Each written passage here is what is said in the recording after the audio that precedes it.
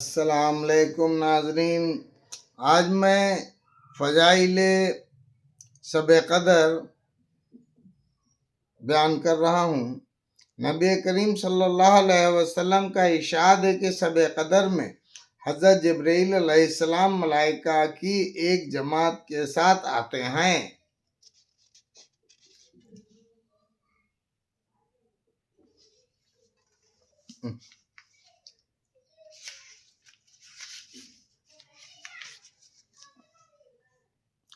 اور اس شخص کے لیے جو کھڑے یا بیٹھے اللہ کا ذکر کر رہا ہے اور عبادت میں مشغول ہے، دعائے رحمت کرتے ہیں، اور جب عید الفطر کا دن ہوتا ہے تو حق تعالی جل شانہ اپنے فرشتوں کے سامنے بندوں کی عبادت پر فخر فرماتے ہیں، اس لیے کہ انہوں نے آدمیوں پر طعن کیا تھا، اور ان سے دریافت فرماتے ہیں کہ اے فرشتوں، اس مزدور کا جو اپنی خدمت پوری ادا کر دے کیا بدلہ ہے؟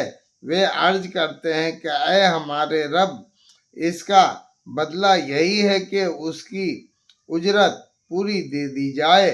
تو ارشاد ہوتا ہے کہ فرشتے میرے غلاموں نے اور باندیوں نے میرے فریضے کو پورا کر دیا، پھر دعا کے ساتھ چلاتے ہوئے عیدگاہ کی طرف نکلتے ہیں۔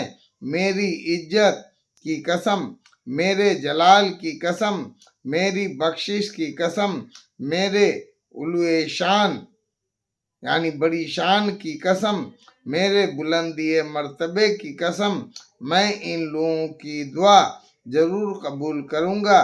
پھر ان لوگوں کو خطاب فرما کر ارشاد ہوتا ہے کہ جاؤ، تمہارے گناہ معاف کر دیے ہیں اور تمہاری برائیوں کو نیکیوں سے بدل دیا ہے۔ بس یہ لوگ عیدگاہ سے ایسے حال میں لوٹتے ہیں کہ ان کے گناہ معاف ہو چکے ہوتے ہیں۔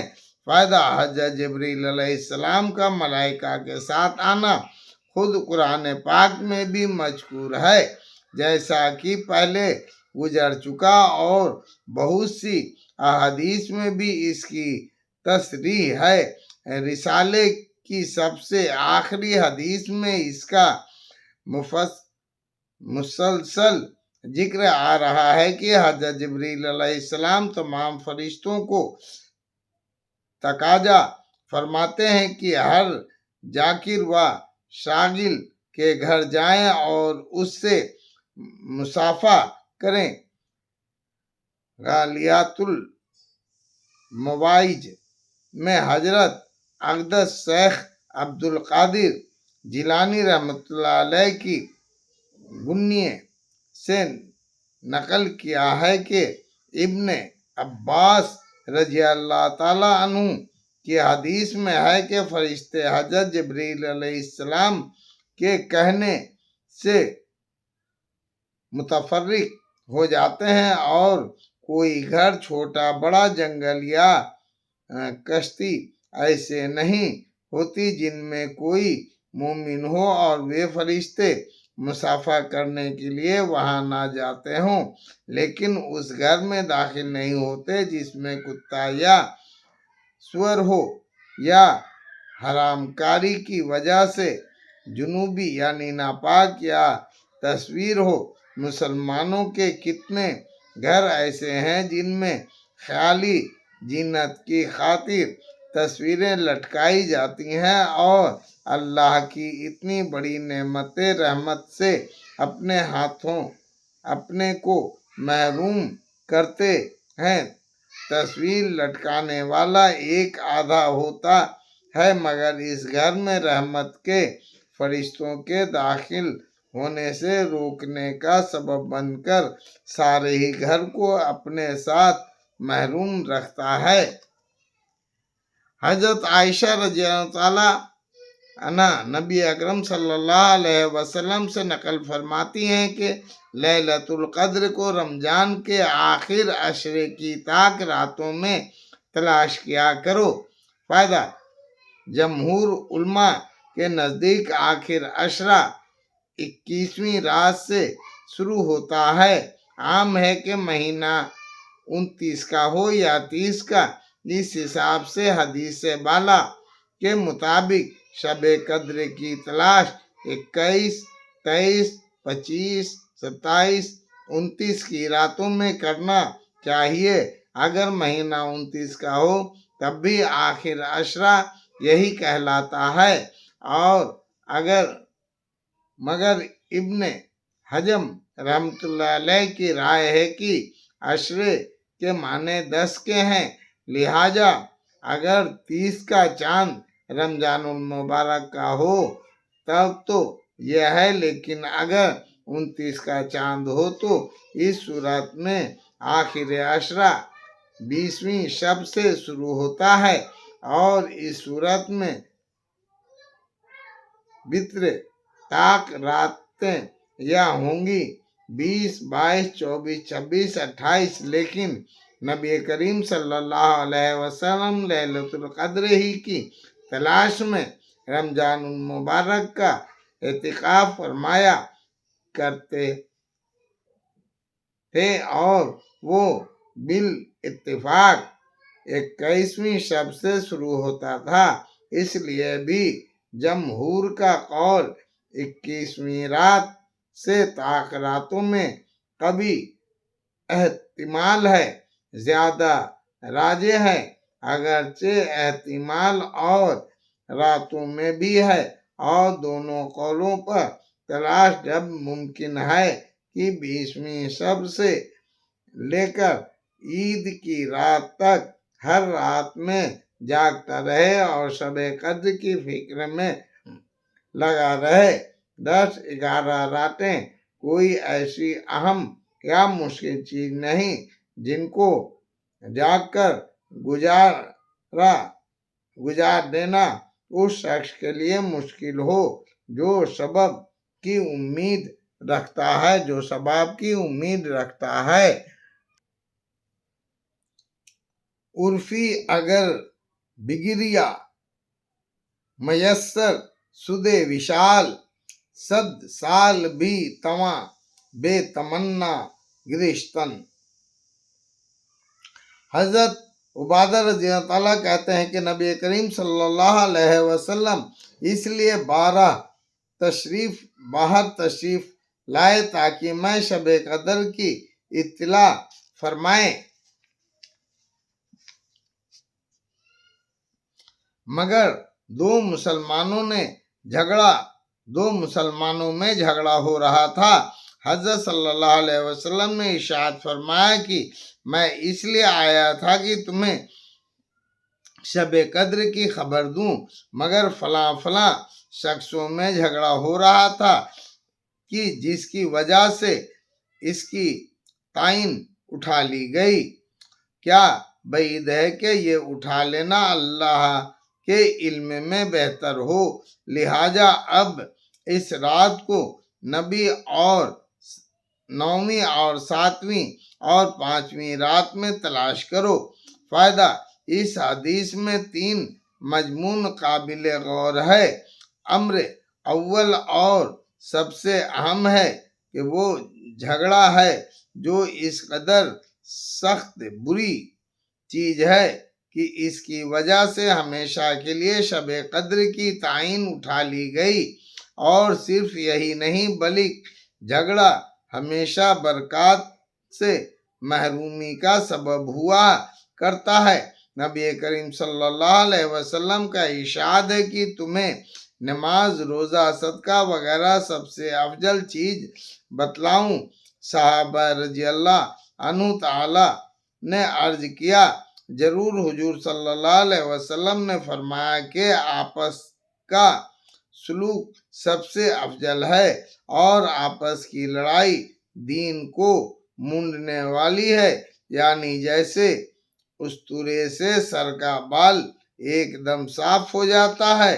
دنیا دار دین سے بے خبر لوگوں کا کیا ذکر، جبکہ بہت سی لمبی تسبیحیں پڑھنے والے دین کے دعوے دار بھی ہر وقت آپس کی لڑائی میں مبتلا رہتے ہیں۔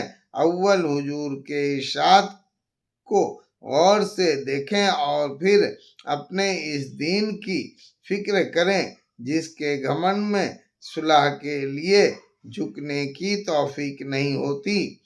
فصل علیہ وسلم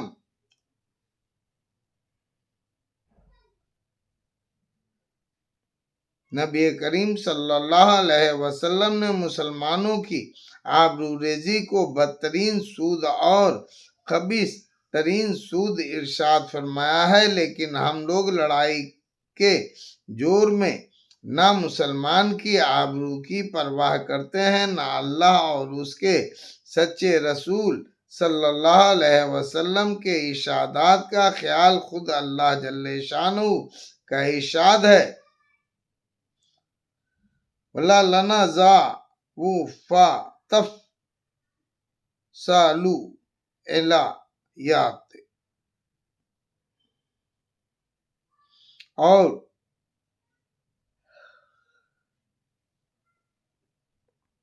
نجا یعنی رگڑا جھگڑا مت کرو ورنہ کم ہمت ہو جاؤ گے اور تمہاری ہوا اکھڑ جائے گی۔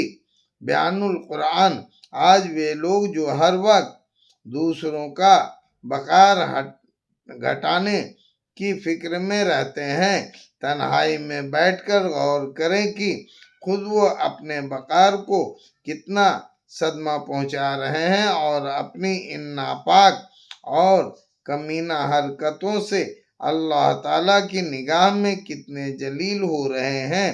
اور پھر دنیا کی جلت بدیہی یعنی نبی کریم صلی اللہ علیہ وسلم کا ارشاد ہے کہ جو شخص اپنے مسلمان بھائی سے 3 دن سے زیادہ چھٹاؤ رکھے، اگر اس حالات میں مر گیا تو سیدھا جہنم میں جائے گا۔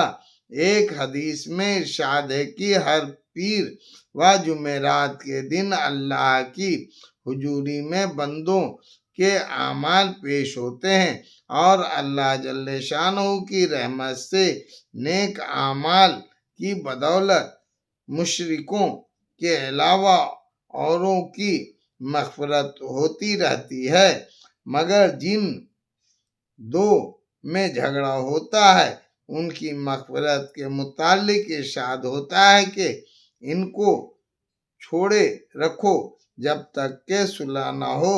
ایک حدیث پاک میں ارشاد ہے کہ ہر پیر جمعرات کو اعمال کی پیشی ہوتی ہے، اس میں توبہ کرنے والوں اور توبہ قبول کی جاتی ہے، مگر آپس میں لڑنے والوں کو ان کے حال پر چھوڑ دیا جاتا ہے۔ ایک جگہ ارشاد ہے کہ شب بارات میں اللہ کی رحمت عامہ خلقت عام لوگوں پر کی طرف متوجہ ہوتی ہے اور ذرا ذرا سے بہانے سے مخلوق کی مغفرت فرمائی جاتی ہے، مگر 2 شخصوں کی مغفرت نہیں ہوتی، ایک کافر، دوسرا وہ جو کسی سے کینہ رکھے۔ ایک جگہ ارشاد ہے کہ 3 شخص ہیں جن کی نماز قبولیت کے لیے ان کے سر کے ایک بالشت بھی اوپر نہیں جاتی، جن میں آپس میں لڑنے والے بھی فرمائے ہیں۔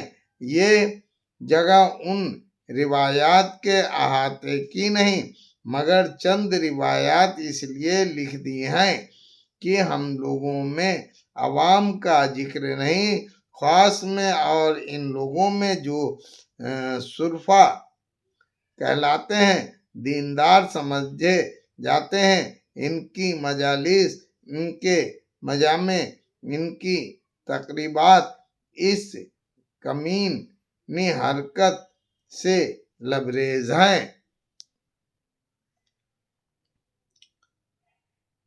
قال اللہ المستقی واللہ المستعان۔ لیکن ان سب کے بعد بھی یہ معلوم ہونا ضروری ہے کہ یہ سب دنیاوی دشمنی اور عداوت پر ہے۔ اگر کسی شخص کے گناہ کی وجہ سے یا کسی دین امر کی حمایت کی وجہ سے ترک تعلق کرے تو جائز ہے۔ حضرت ابن عمر رضی اللہ عنہ تعالی نے ایک مرتبہ حضور صلی اللہ علیہ وسلم کا ارشاد نقل فرمایا تو ان کے بیٹے نے اس پر ایسا لفظ کہہ دیا جو صورتاً حدیث پر اعتراض تھا۔ حضرت ابن عمر مرنے تک ان سے نہیں بولے۔ اور بھی اس قسم کے واقعات صحابہ کرام رضی اللہ عنہ تعالیٰ کے ثابت ہیں، لیکن اللہ تعالیٰ شانہ دانا و بینا ہیں، قلوب کے حال کی اچھی طرح جاننے والے ہیں، اس سے خوب واقف ہیں کہ کون سا ترک تعلق دین کی خاطر ہے اور کون سا اپنی وجاہت اور کثر شان اور بڑائی کی وجہ سے ہے۔ ویسے تو ہر شخص اپنے کینے اور بغض کو دین کی طرف منسوب کر ہی سکتا ہے۔